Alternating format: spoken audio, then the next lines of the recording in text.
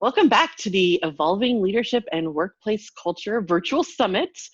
Tracy and I are producing this event, and yesterday you got to hear her interview me. So today it is my pleasure to interview Tracy about how food relates to the employee experience.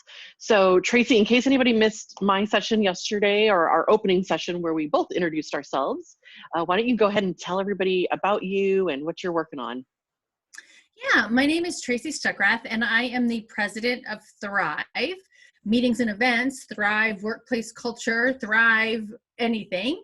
I'm a dietary needs expert, I'm a meetings industry change maker, and I'm a certified meetings manager.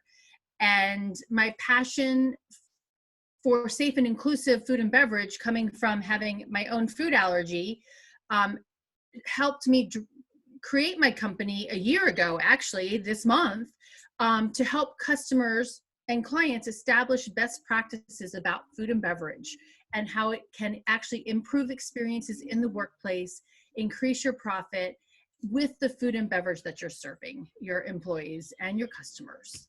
So I have fun with food and beverage. Yeah, that's awesome. And yeah, and you're so knowledgeable. I mean, really, you are the person in the events industry that everyone goes to, on these issues. And so I love that we can help shift that knowledge a little bit to more of kind of the workplace, and I think in our chat today we'll try to draw some of those parallels, and how some of those things you can think about those things in the same way. So during my session yesterday, we talked about kind of this idea of intentional design of a workplace.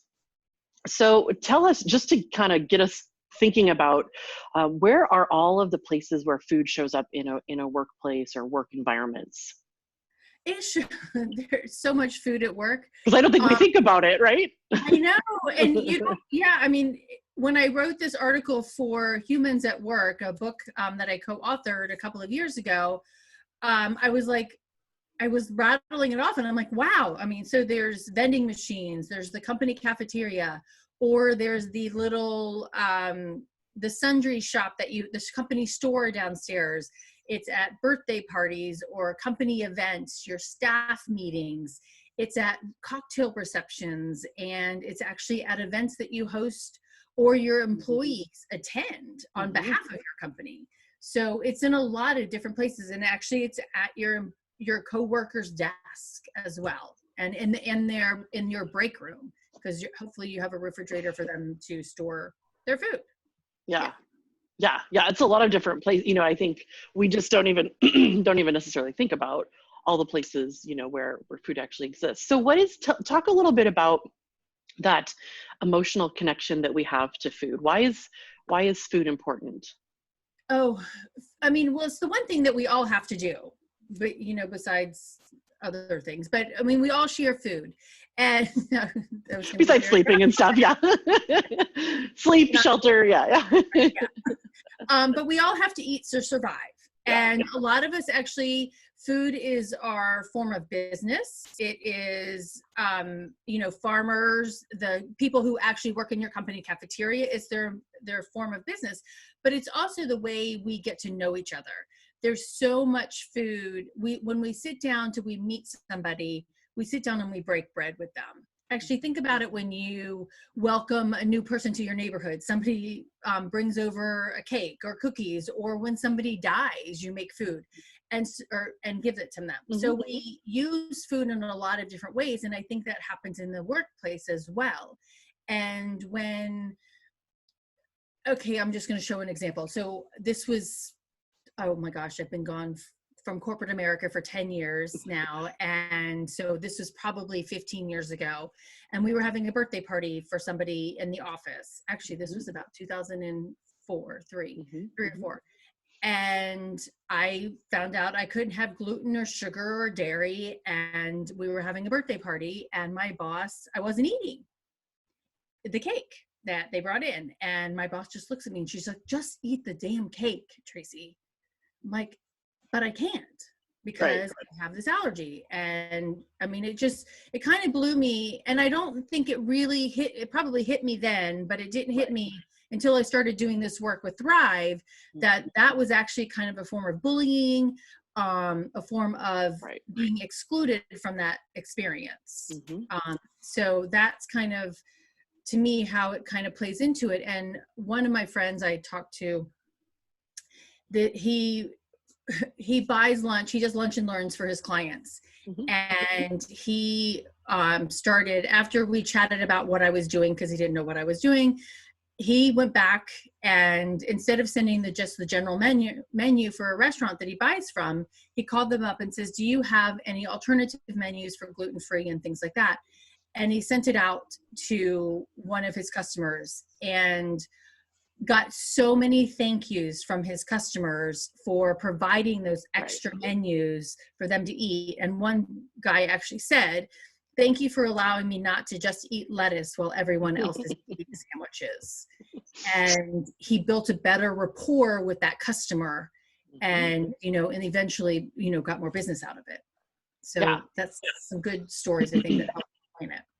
Yeah, and that's great. I think it's easier for companies a lot of times to be okay with going to that extra expense when it's a customer, right? But we want to encourage them to treat your employees like they're humans as well, and treat them with the same respect, and acknowledge that people are going, a lot of people have a lot of different issues with food, that it's not by choice. I mean, I don't know if you want to talk about the kind of the transition that we have. I've seen a lot, I've kind of witnessed this transition, at a distance, where, I mean, even with the gluten, I think in the early days, people just, there was a stigma around like, oh, you're just, trying to eat low carb, or, that kind of thing. And so that was what gluten was the thing a lot of people were talking about. But I do see that there has been a lot more awareness, that these, restrictions people have are truly allergies, like they're truly kind of like a life and death situation sometimes. So what is that transition? And clearly for you, you're telling a story from a while ago where, people are like, just eat the cake, Tracy. Like, well, like, what's wrong with you? People had no understanding of, what these things were all about. I mean, I think there's still, I don't know if I would call it stigmatism, but I think there is still some stigmatism and not a lack of education around it. I mean, I had a contract client who, hey, we're going to order dinner for everybody tonight, and we're going to order pizza.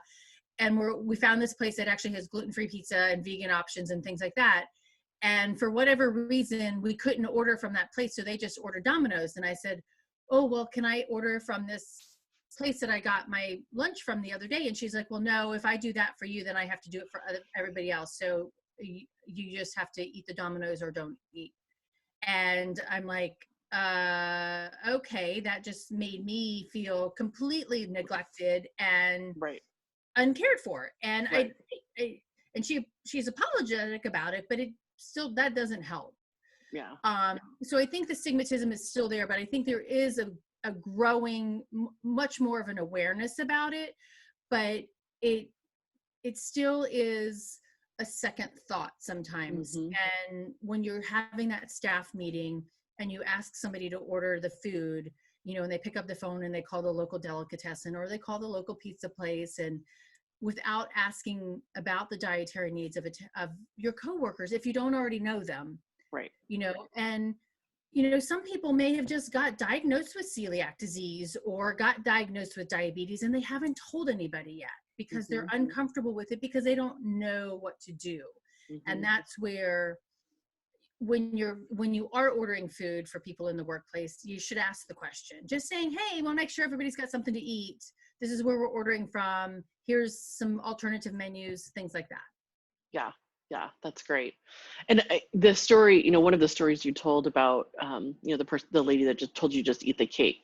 I sensed the shame that you felt around that as well, right? Like you feel ashamed. And so what I've also seen more recently is folks that have these restrictions, they just kind of opt themselves out, right? Like they feel embarrassed, they feel ashamed, they don't want the attention, put on them. And so, what would you recommend that these folks do instead? I think, you have to be comfortable with it and you have to own it. And sometimes that's hard, but, talking to a bunch of moms in the food allergy world, they're trying to teach their kids to advocate for themselves and stand, and I don't want you to think that people don't want to provide you food, but you do have to advocate for yourself, and you do have to communicate it. And I want you to communicate it clearly and succinctly. And you also have to understand that, you didn't go to the store and buy this need, and you can't go to the store and return it. But that also means that Elizabeth doesn't necessarily know all about it. She doesn't know what gluten means. She doesn't know that gluten is in Twizzlers or, this and this. And so you know it better than anybody else. And so you're the one that can advocate for yourself and communicate. So it's a great way to educate people. And I think, hey, pitch to your boss that you want to do a lunch and learn. Because there's people who have halal diets and kosher diets and celiac disease and diabetes. And I'm sure that there's different classes in the workplace that people do on diabetes and things like that. But let's look at all those other different dietary restrictions, and even not restrictions, dietary needs. Vegan and vegetarian, have a lunch and learn on what that is, and I think that opens up the doors for then ordering menu items that meet the needs. Yeah, definitely. So let's talk about what some of the legal requirements are that we need to be aware of. I mean, I know it's like not a maybe the funnest part about the the conversation, but maybe the most important part, of this talk. Yeah, well, and I want people to be empathetic and understanding. And we talked about empathy with you, and I don't want you to take on the burden of this, but you need to be aware. But the legal aspects of this are really kind of, they're good, and they're also scary at the same time, I guess I could say. But so back in 2008, the Americans with Disabilities Act was amended. And that amendment was to help clarify the terms around major life activities, and which are, what we typically think of as seeing and hearing and walking and things like that. Well, they added more terms to it to clarify it and broaden what the original intent of the law was supposed to be. And so some words that were added were eating, as well as all of our bodily functions. So our immune system, our digestive tract, or that's probably the same thing, and our skin and things like that. So if somebody must eat a specific way so as not to harm themselves, like, I can't breathe because I just ate peanuts, or I break out in hives, or whatever reason. And it could, those people are now protected under the Americans with Disabilities Act. And that rolls over into the Equal Employment Opportunity Commission. And so if you're providing food and beverage in the workplace, you need to provide a safe and reasonable accommodation provision for them. It does make it a little sticky because you can't ask about disabilities when you're interviewing someone. But my suggestion, and actually this came from a conversation from a meeting planner who does an event on recruiting. And it was like 5 days long, and they had all these different food functions and things like that. And she collected the dietary restrictions, and all of the applicants, that or the people who had dietary needs, picked up all of their meals or requested their personalized plates throughout the entire week until the last night, which was their main dinner with their most promising potential employer. And the hotel came back to them and said, none of your personalized plates were picked up. And she's like, Tracy, what do I do? How do I do this? And I'm like, and my thing is going back to what you said a few minutes ago, is that they feel ashamed. And they didn't want to communicate a need that they have to a potential employer that might actually kick them out of having the job. Right. And so my suggestion to her was to talk to the employers and say, okay, how can you communicate to these employees, to these new potential employees, that you have an environment that provides for different dietary restrictions? Does your company cafeteria label its food? Do you have people who have dietary restrictions help plan the event so they can help create the menus, things like that. So how can you use it as a descriptive to show the health culture of that employer, culture of health, I should say, and show that environment that you're welcoming of everyone. So did that answer your question? Yes. That was long. Yeah, Sorry. no, that was great. We started with the legal requirement, and Right. certainly, that exists, right? If you're not familiar, you need to, familiarize yourself, with that. Certainly, provide accommodation just like you do for any other disability. I mean, I think there's the caveat. It has, can't be like, can't, bankrupt your company, right? The accommodation that you're providing. But I think most of the things we're talking about here would not even get close to, Oh, harming the company in that way, right?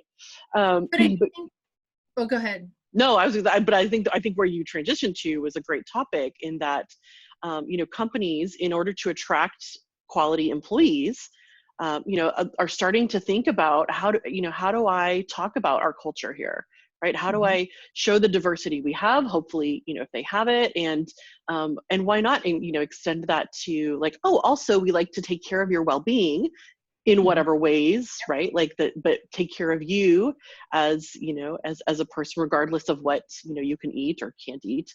So yeah, no, I think that was a good little offshoot.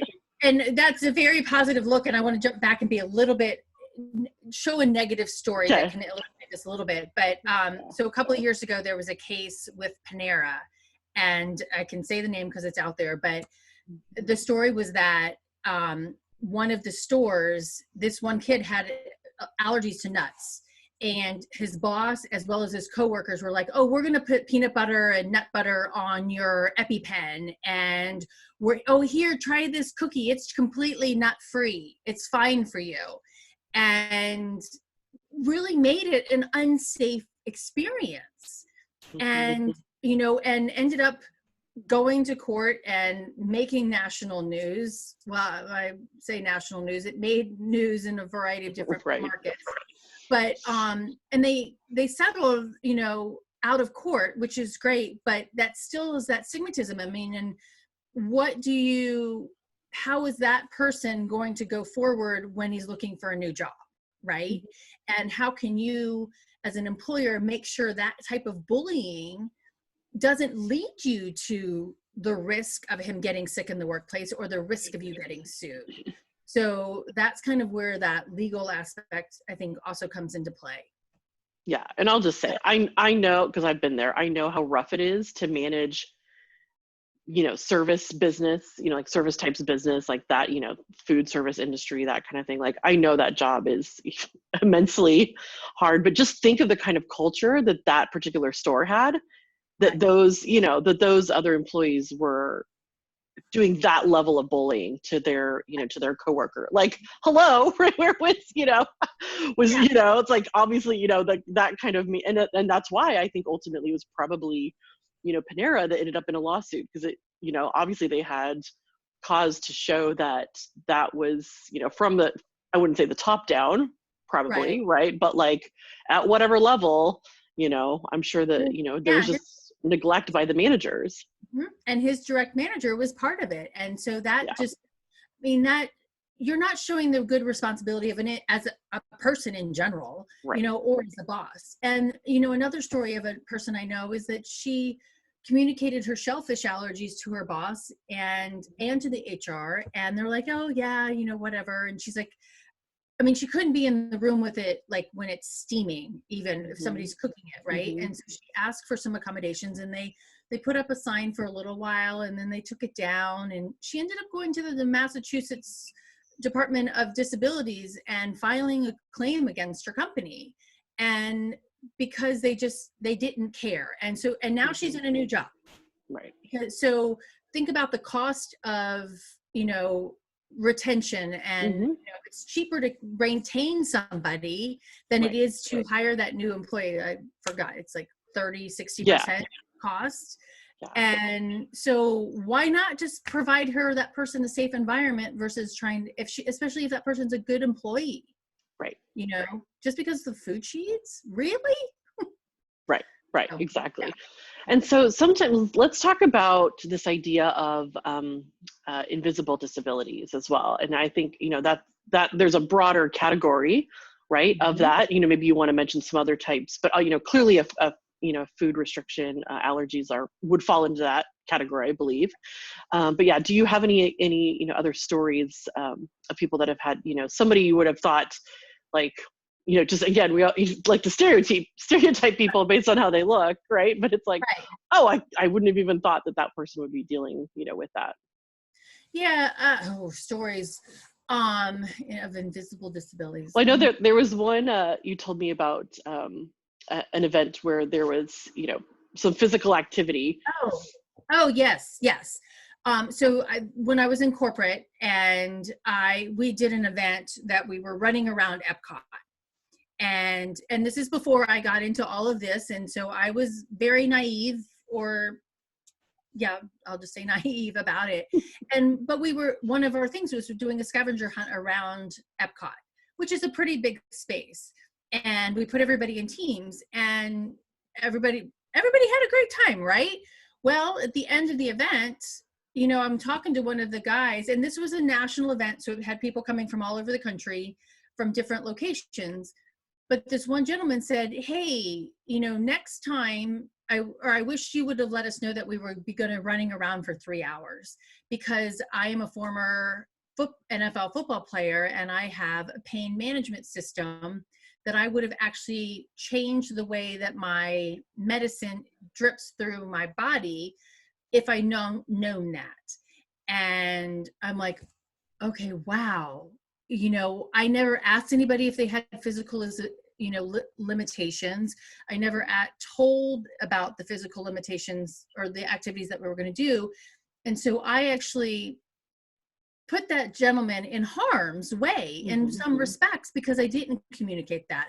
And his machine is under his shirt. His boss probably knows he has it, but it didn't get communicated to me as the meeting planner at the time to think about that. And so when you're doing events for your employees, these great team building events, and, or if you're going on an incentive trip or things like that, you need to communicate what you're doing, and actually ask some questions that you need to know.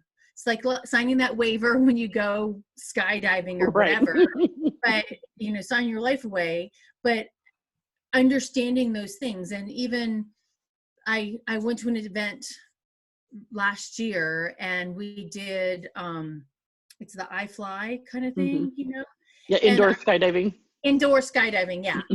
And I tore my rotator cuff last year, and this was a big surprise event for us to participate in. Well, it says if you have any shoulder issues, do not do this. And I so wanted to do it, but then I tore my rotator cuff. But I walked in, and they're like, yep, nope, you can't do this. And I still had a great time hanging out with everybody. Right. But that kind of stuff also needs to get communicated. Yeah. A little bit. You don't have to give out the surprise, but you need to communicate what's necessary. Well, the reason I liked the story in Epcot is, like, if you had just looked at that guy, you wouldn't have assumed that he couldn't participate in these things. And I think that's the lesson, right? You don't just, look at your employees and just, like, assume that everyone can do everything everybody can do, and that everybody wants to do everything that everybody else is doing. And yeah, I think that, so, that's, for sure a takeaway for me.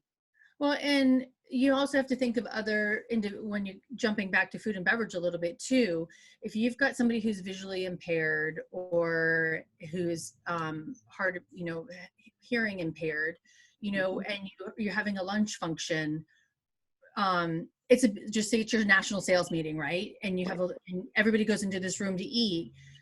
Is there someone there to walk that person through the buffet, especially the visually impaired person, to tell them what to eat? And oh my gosh, this was mind-blowing. So when I was a corporate planner, we were going to a very new hotel.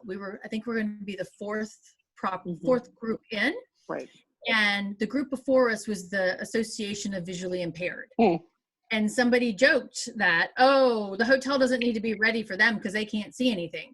Well, come to find out, they actually have to be even more prepared for that group, because when you set up the buffet, you have to set up the buffet the exact same way every single day. So like day one, or first shaving dish is the eggs, and the second one is the bacon, and the next one is the spinach, and the next one's the potatoes.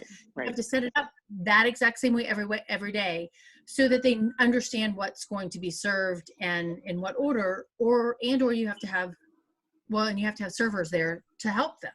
Mm-hmm. So those extra considerations are really important, whether it's a food allergy or it's some other type of disability. Yeah. And do you want to share the story about there was another event you told me about where the folks in the wheelchairs were. This breaks my heart. So I was at a convention, attending one, and the hotel was an older hotel, and I walked up to a table, and there was two people sitting at the table. They were both in wheelchairs, and they were sitting by themselves. And I was like, hey, can I join you? And I had to pull a chair from another table to join them.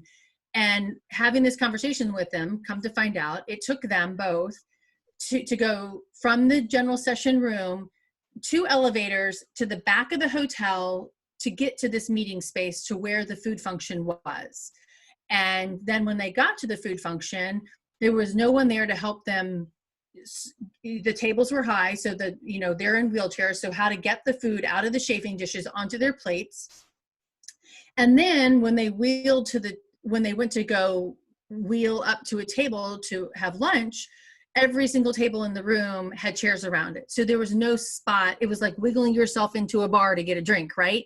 There was no space to do it. So they actually had to ask the hotel to remove some chairs at a table. Well, then the hotel staff proceeded to remove all of the chairs from the table and then put a sign on the table that says for handicap. And I'm like, how does that make those 2 people feel when you're now blasting the fact that this is handicapped, and and first of all, you didn't welcome them into the space, and then secondly, you just broadcasted that they have a need and they have to sit by themselves. Right. Yeah. As if they don't feel, subconscious about it anyway, right? Because that is a very visible, disability versus an invisible one. Right. But yeah, just, that story just, blows my mind, because it's just, the exact opposite of making, your attendees feel included, right? Or like you said, welcome and belonging. Exactly. And as a meeting planner, and a speaker on this topic, I've been speaking now for 10 years. I started Thrive in 2010 to help the world, to make the world healthier one event at a time, and talk about how to provide for people with food allergies and vegan and kosher and halal. And I never even, at 10 years ago, I wasn't thinking about, people visually impaired walking through a buffet or those in wheelchairs. I'm like, duh, right? And then, our friend Joan Eisenstadt, witnessing her lack of ability to get into a ballroom early to get her lunch while she's on a scooter. They're like, no one's allowed in early. And then when the doors open and 4,000 people rush in, she can't get in there on a scooter because now there's no room to move around the room. But then I had this experience at this event with these other 2 people, and I'm like, oh my God, this is so much more than just the food. It's also the room design, and it's how your labels on buffets should be no less than 18-point font, so people who are visually impaired, not blind, but visually impaired, can read them. So there's so much more into it than just what's on the plate. Yeah, and it goes back to, the intentional design of your spaces. Totally. Right? Designing everything intentionally for what you expect that interaction to be. Yeah, so if they had, if the organizer there had factored into the design, like, oh, we're going to have a couple people, in wheelchairs, let's make sure that, they can still interact and other people can still interact with them, right? Let's create a space for them, but where they're not just, shoved into a corner, but they can actually, participate in the way that they want to. That's the universal design aspect of I love, talk more about that. I love that concept. So tell people what that means. So universal design is taking, whether it's your office space or your meeting space or whatever, is taking in the overall design of that space so everyone can be included.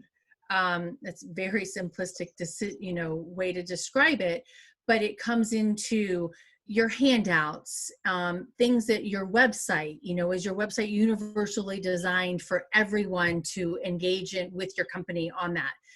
How do your people, answer the phone? How do they access the building? How do they access the space? Thinking about, every type of different disability, or, gender and equality across the board, and taking all of those things into consideration on how you're going to be welcoming. And that, like, your bathrooms, are they, gender specific or not, or are they Mhm. open for everyone, free for all, Right, whatever, right. non-gender specific. Our friend Tahira wrote a really good book on it. She's gonna kill me that I don't know the name of it, but Universal Design. Mhm. And we can put the link to that in there as well. But I think when you're looking at the Americans with Disabilities Act, that is a really big part of, universal design of how you welcome guests, ramps and things like that. Speaking of ramps, this brings me to another story of, if you're going to the beach, right?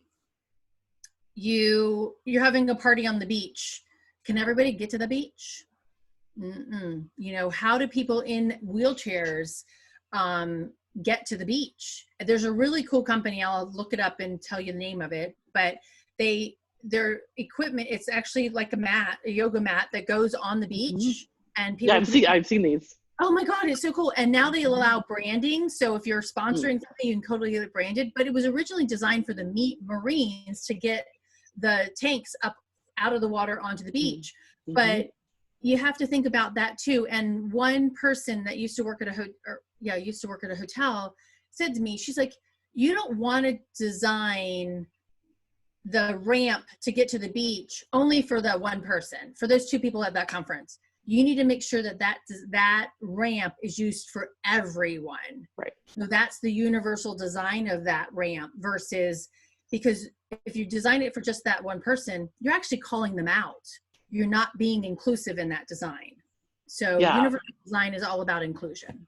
Yeah, and a lot of people I'm sure have heard this, example, but when I first understood that what they call like a curb cut on the street, right? Yep. So like on a corner where they, cut it out so that it's flat, for people that, were, was it originally designed for people that were in wheelchairs or people that were seeing impaired? Do you Seeing know? impaired. Yeah. Seeing So impaired. yeah, so it was designed for them originally, but then as it turns out, it's also really handy for people in wheelchairs and mothers with strollers and anybody else like I mean, I've been It's downtown wrong. with a cart of stuff, trying to like, transport a cart of, boxes or whatever around. And Yeah. it's like, so I mean, this is why I love it so much, is it's like, yeah, it maybe was designed for one person's specific need, but then you don't even realize how many other people it will actually help. Right. Right.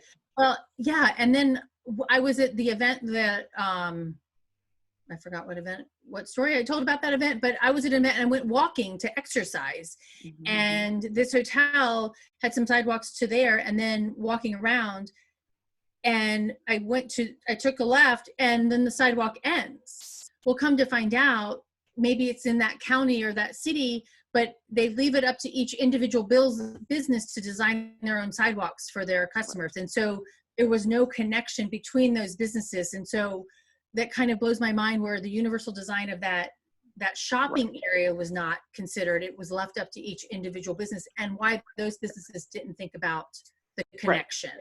And it's Right. about, that's a good way to say it. It's about connection. You want to provide inclusion and connection so everybody can experience your business and you as a person. Yeah, and think outside of your bubble, right? Like just what you're Right. responsible for, and Right. realize, and that's, I mean, this is a great analogy, right? Because it's like, realize that your employees, your customers, like they're not just going to interact with you in your bubble in the way that you think Mhm. you want to design, the way you want to do something. Like, no, they have an entire, experience like of their lives, of whatever all these experiences they have. And yeah, you need to make that, build that bridge to them, right? Like make that connection to what they're actually experiencing, not just, Right. what you want to, feel like you want to have in your bubble. Yeah, this just popped into my head, but when if you're designing your office space, what if you've got people who take the bus to work, right? Where's the closest bus stop to your office? And is there a sidewalk for them to get to walk on, or are they walking on the street, or are they walking on the grass, to get from that bus stop to your office? So how can you design the access for your employees and your customers and vendors as well? Right. So. Right. Okay, we got a lot off of food, but it's good. No, no, no. Well, this is good. Yeah, I mean, this is good stuff for people to know for sure.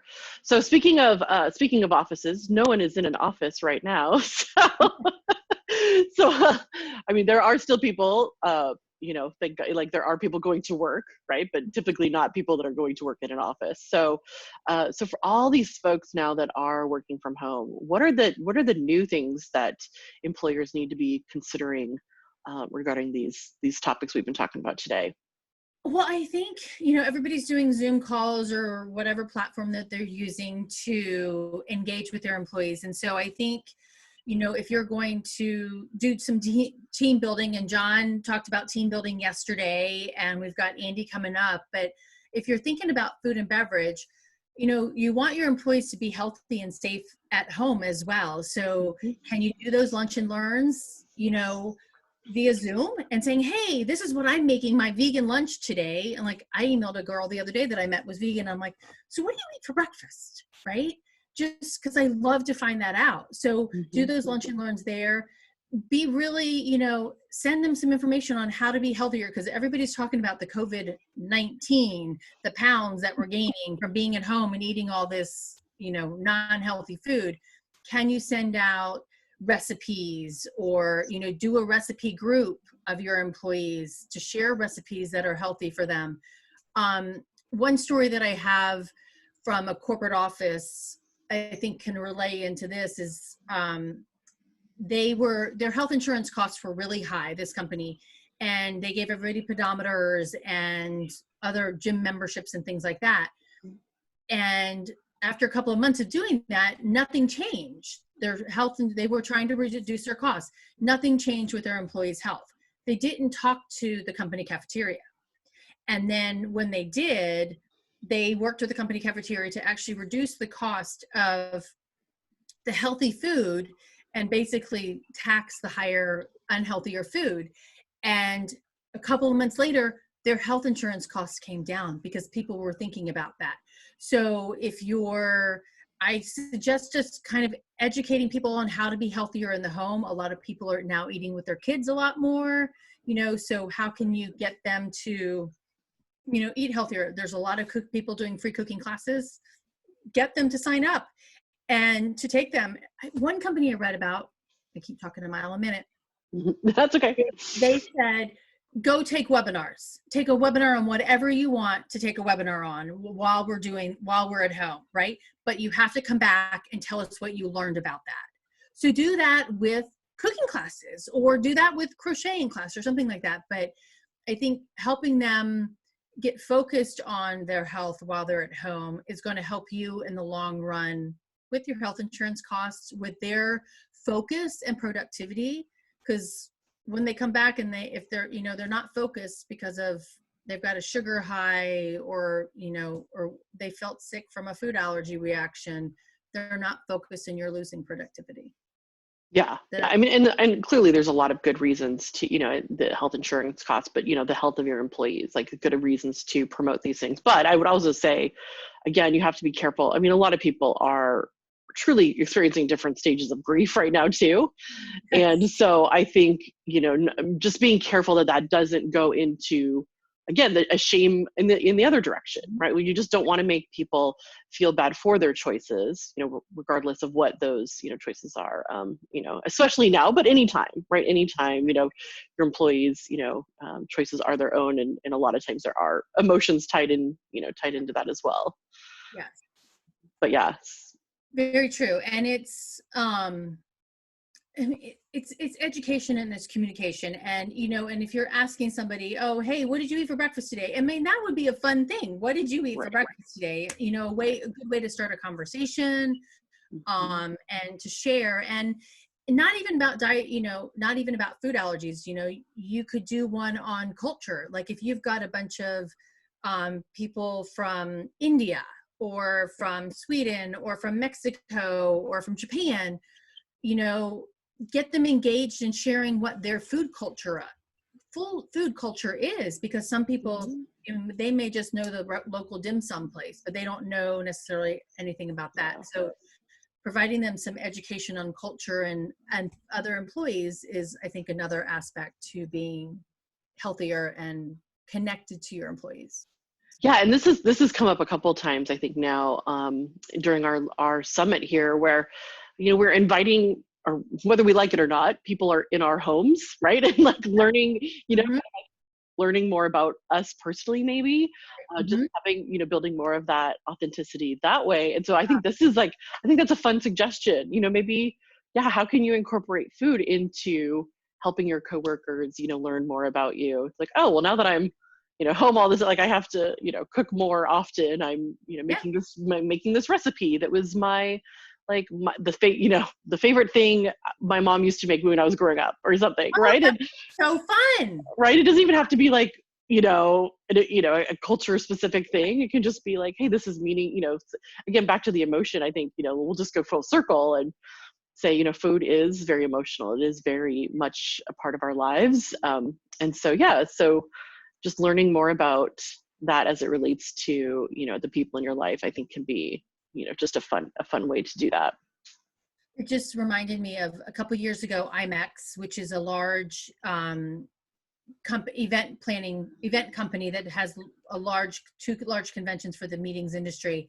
But years ago, they did the IMEX recipe cards. So that would actually be a fun thing to do for your employees is say, hey, let's put together our the best recipes we had while we were stuck at home with COVID-19, right? And that a recipe book that you can then share out to all the employees and for everybody to share. And I think that would be fun to do. So, yeah, that's a great idea. Start that, Elizabeth. Let's do I know, right? There you go. next project. Put that on the list for sure. Exactly. Oh, that's awesome. This whole concept and what we've been talking about for the last 2 days is, the future of workplace leadership, and food and beverage does play into that, and it plays into your culture. And whether you are, a farmer or corporate conglomerate or just a small, auto body mechanic shop, how does food play into that whole arena, and how does it impact your culture altogether? And I think it's just a different way to look at it and a different way to improve experiences and bring people into your home, into your heart, because and to your table. You don't want anybody to be left out of the table or out of the meal. My new tagline when I first started, it was how to make the world healthier one event at a time. Right. And now it is every guest / every employee counts, which means every meal counts as well. Yeah. No, that's a perfect analogy, right? It's, they're at your table, so, make them feel included. For sure. I think that's perfect. So how should people get in touch with you if they want to learn more? Where can they connect with you? My website is thrivemeetings.com. And then on Twitter and Instagram, it's T Stuckrath. So TSTUCKRATH. Oh my gosh. And we've been tweeting this whole time. Sorry. Connecting. We forgot to say that up front. Right. We, connect with us on Twitter at any time that you want, but T Stuckrath. And then on Facebook, it's Thrive Meetings Events. And send me questions, send me comments, send me your food stories. I want to know your food stories. Really good ones, really horrible ones, but send them to me. I love hearing about them. Right, Tracy's working on a book now, but I'm sure she'll have more books in the future. So she can always use more stories, I'm sure. Yeah, I've got actually Humans at Work and You at Work are two books that I co-authored. And actually, we'll post those chapters, my chapters as white pages onto this website. And I'm writing a book, The ABCs of Managing Dietary Needs at Events. And I'm also cooking up one on food safety for event planners and food safety for employers. Awesome. Great. Well, thank you so much for being here, obviously. Thanks for, co-producing this event with me. And I think everybody will have gotten a ton of information out of the session. So this was great. Thanks, Tracy. You're welcome. Thanks. All right. Talk to you soon.